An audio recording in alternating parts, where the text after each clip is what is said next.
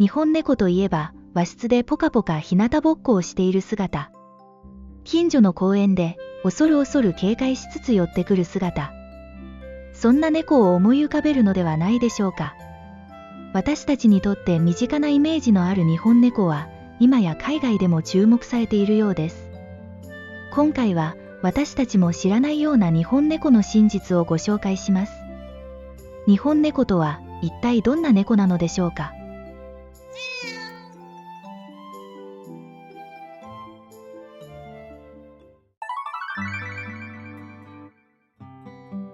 日本猫という言葉には、日本古来の猫と外来猫との根血種を含む日本に生息しているすべての猫の2つの意味があります。ちなみにこれを総称して和猫という場合もあります。日本では1950年代頃から洋猫の人気が沸騰し、シャムやアメリカンショートヘアなど多くの洋猫が日本に持ち込まれました。当時猫は現在のような完全室内飼いではなく、外に出して飼われることがほとんどであったため、この時洋猫と日本猫の根血が進んだのです。そのため現在の日本には日本古来の猫はほぼ存在しないと言われています。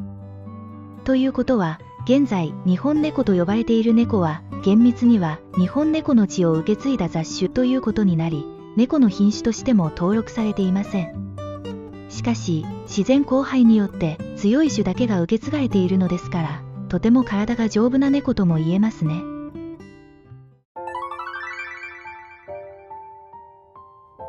猫がいつから日本に生息していたのかは諸説ありますが、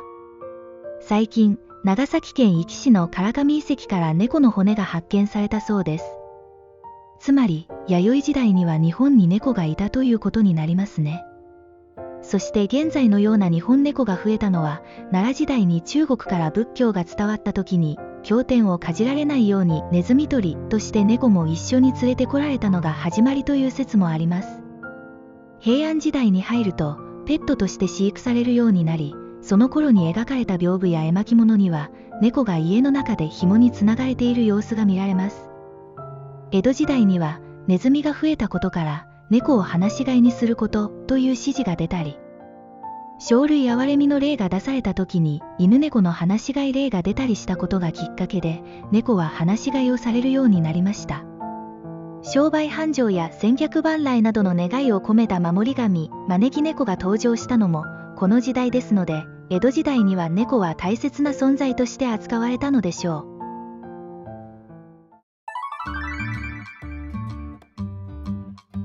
日本猫の標準的な体の特徴は、丸い顔、丸い目、鼻筋は通っていて広く、口は短い。そして太い手足、柔らかい短毛、程よい体格だと言われています。長毛の洋猫と交配した猫の子孫などは例外ですが、大半がこのような見た目をしているのではないでしょうか。また、日本猫は尻尾が短いとイメージされることも多いですが、尻尾が長い猫もいます。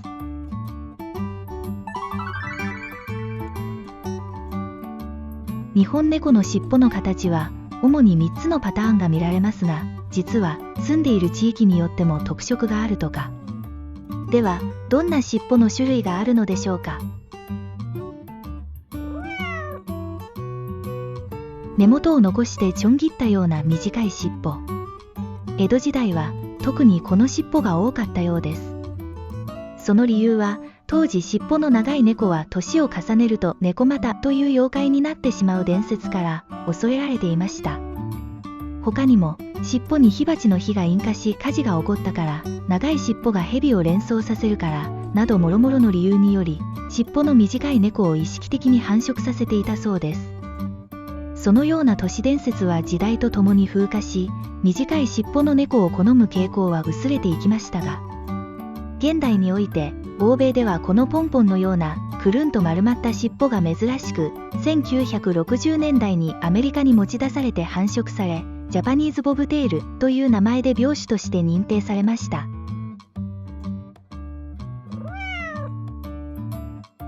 尻尾の先が鍵のように曲がった鍵尻尾は、幸運を引っ掛けるという意味で縁起が良いと言われます。実は長崎県にいる猫は8割が鍵尻尾で、他の地域より多いそうです。それはもともと東南アジアに多くいたカギシッポネコが江戸時代の鎖国中に唯一貿易をしていた長崎に持ち込まれ増えたという説が有力です。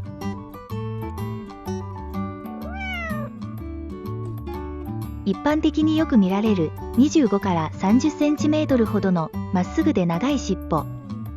日本では長尾とも呼ばれ、京都や滋賀、福井に多いそうです。それは平安時代に都があった京都に中国からたくさんの尻尾の長い猫が連れてこられ、鯖街道でつながる滋賀や福井にも運ばれたと推測されます。しかし一説には、尻尾は東へ行くほど細長く、西へ行くほど短く折れ曲がっているとも言われています。京都や滋賀以外の関西では、短い尻尾の猫も多いようです。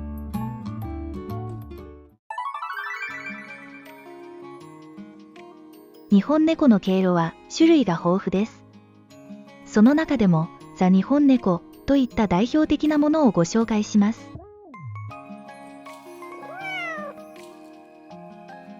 全身白一色の白猫。目の色はブルーやゴールドで、左右の目の色が違う、オットアイも比較的多いです。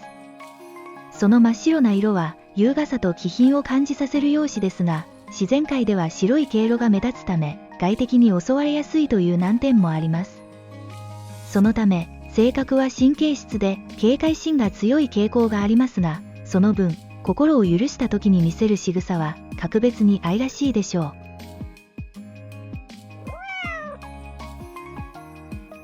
黒猫の中には胸元など一部に白毛が混ざる猫と全身真っ黒なカラス猫がいます。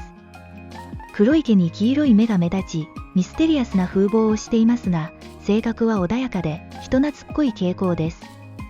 協調性があるため他の猫とも仲良くなりやすいのだとか。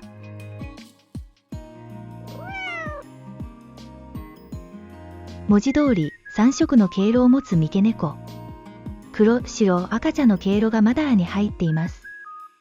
素朴で温かな見た目がザ・日本猫といった印象ですね。遺伝子の関係で大半がメスで、お姫様気質の性格を持ちます。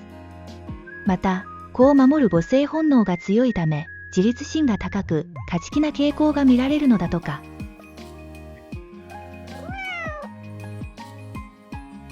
赤と黒のモザイク模様の毛を持つサビ猫は、べっこう猫とも呼ばれます。色の割合や混じり方に個体差があり、芸術的な柄をしていますね。三毛猫と同じくほとんどがメスですが、三毛猫よりも控えめでおとなしく、気立てが良いと言われます。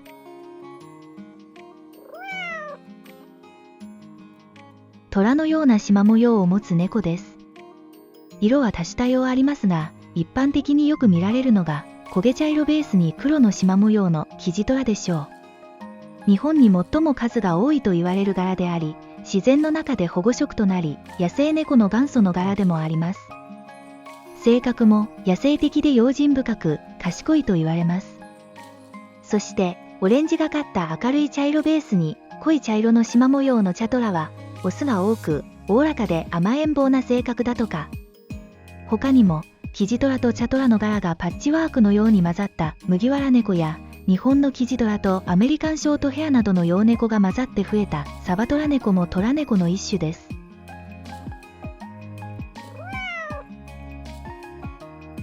白に黒や虎柄などが入っている2色の猫をブチ猫と言います。白に黒なら白黒猫、白にキジトラ柄ならキジ白猫など、入っている色柄によっても呼び方が変わります。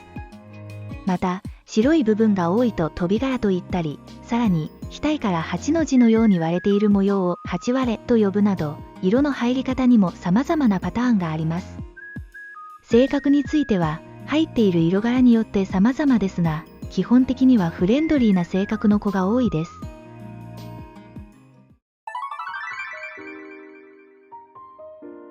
日本猫、和猫は、毛色の種類が豊富で、洋猫の血が入っている場合もあるため、性格も様々です。自立心が強いですが、慣れた人にはよく懐き、従順なため、そのツンデレさも魅力なのでしょう。さらには尻尾にまで様々な歴史が隠されているという、そんな素敵な日本猫に、高評価をお願いします。